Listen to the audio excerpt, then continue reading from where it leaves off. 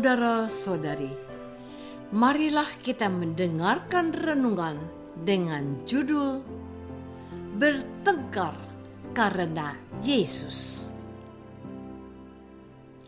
yang berdasarkan pada Injil Yohanes bab 6 ayat 52 dan 56. Orang-orang Yahudi bertengkar antara sesama mereka dan berkata, bagaimana ia ini dapat memberikan dagingnya kepada kita untuk dimakan? Barang siapa makan dagingku dan minum darahku, ia tinggal di dalam aku dan aku di dalam dia. Dalam nama Bapa dan Putra dan Roh Kudus. Amin. Saudara-saudari terkasih dalam nama Tuhan Yesus Kristus, ajaran Yesus tidak hanya membuat banyak orang terkagum-kagum karena diserta dengan kuasa-kuasa, tetapi juga membuat banyak orang merasa tidak nyaman. Dalam bacaan Injil hari ini menceritakan orang-orang Yahudi bertengkar antara sesama mereka dan berkata, bagaimana ia ini dapat memberikan dagingnya kepada kita untuk dimakan? Maka kata Yesus kepada mereka, aku berkata kepadamu, sesungguhnya jikalau kamu tidak makan daging anak manusia dan minum darahnya, kamu tidak mempunyai hidup di dalam dirimu. Barang siapa makan dagingku dan minum darahku, ia mempunyai hidup yang kekal, dan aku akan membangkitkan dia pada akhir zaman. Sebab dagingku adalah benar-benar makanan, dan darahku adalah benar-benar minuman. Barang siapa makan dagingku dan minum darahku, ia tinggal di dalam aku dan aku di dalam dia. Sama seperti Bapa yang hidup mengutus aku dan aku hidup oleh Bapa. Demikian juga barang siapa yang memakan aku akan hidup oleh aku. Inilah roti yang telah turun dari surga, bukan roti seperti yang dimakan nenek moyangmu dan mereka telah mati. Saudara-saudari terkasih, kehadiran Yesus tidak selalu membawa kedamaian dan sukacita. Memang sebagian besar kisah Yesus dalam keempat Injil memperlihatkan bagaimana orang Israel pada zaman itu merindukan kehadiran tokoh agama yang tidak hanya menyampaikan pesan dari Allah, tetapi juga menghadirkan Allah dalam kehidupan yang nyata.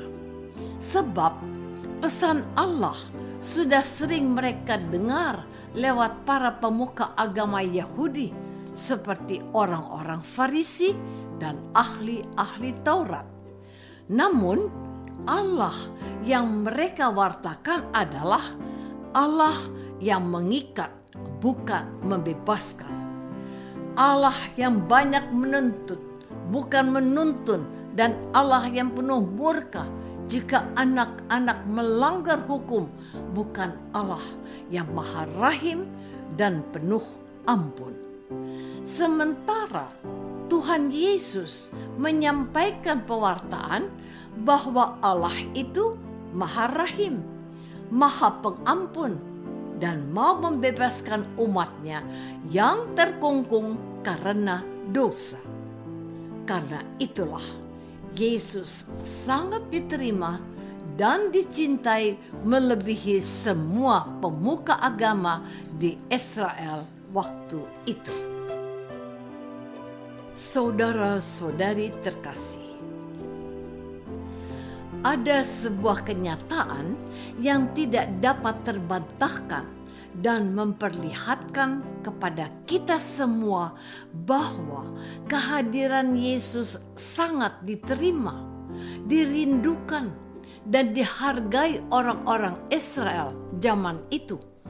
Artinya, sebagian besar orang-orang Israel merasakan damai, sukacita, dan sangat terbantu oleh kehadiran Yesus.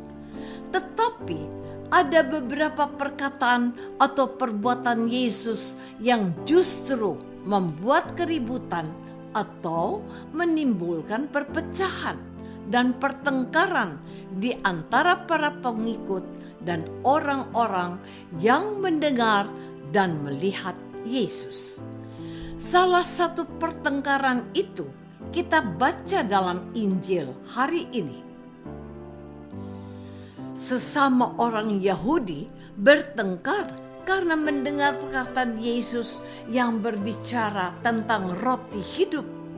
Kita pun dapat memahami bahwa pertengkaran itu terjadi karena ada orang-orang yang kurang memahami perkataan Yesus. Sebagian orang Yahudi termasuk umat Katolik lebih sibuk dengan urusan dunia. Akibatnya, cara berpikir kita pun penuh dengan hal-hal dunia.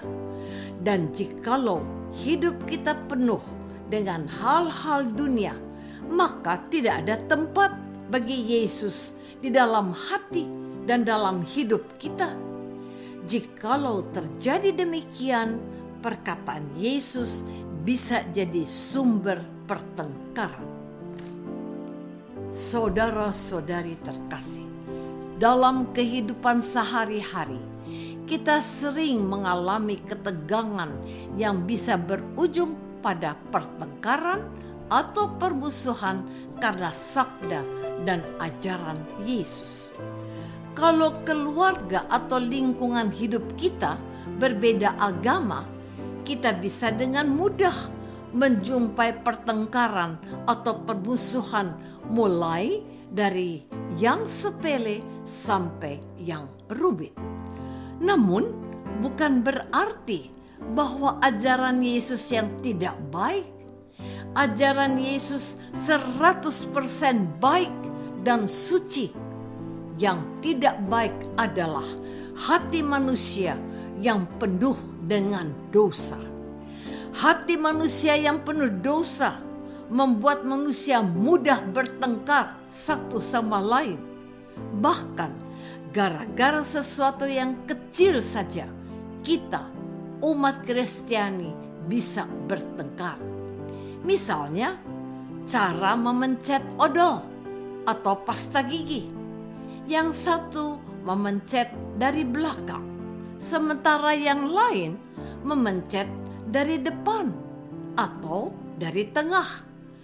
Artinya, jika sesuatu yang kecil saja seperti memencet pasta gigi sudah bisa menjadi sumber pertengkaran, apalagi sesuatu yang besar seperti ajaran dan sabda Yesus.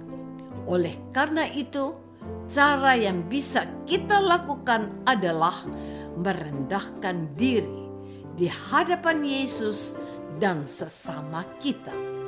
Sikap merendahkan diri mampu mengatasi pertengkaran.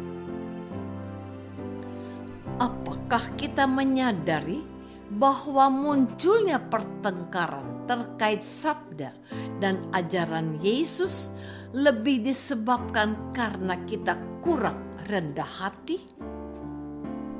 Marilah kita berdoa.